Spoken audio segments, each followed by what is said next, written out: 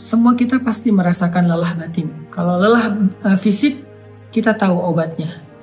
Ketika kita lelah secara fisik, kita bisa istirahat dengan duduk. Kita bisa istirahat dengan goler-goler, berbaring. Kita bisa istirahat dengan tidur lelap. Kita bisa istirahat dengan santai-santai. Kita bisa istirahat dengan makan dan minum, ngopi, ngeteh, minum jus, makan buah. Kita bisa istirahat dengan nonton. Kita bisa istirahat dengan bercanda dengan anak-anak, dengan keluarga.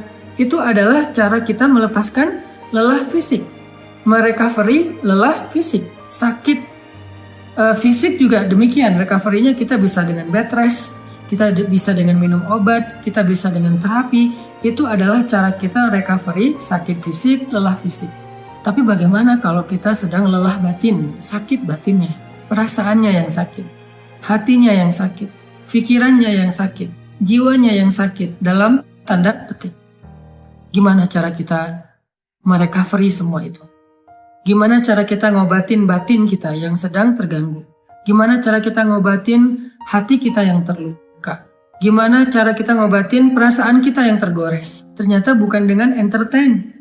Cara ngobatin jiwa kita, cara ngobatin hati kita adalah dengan zikrullah, mengingat Allah.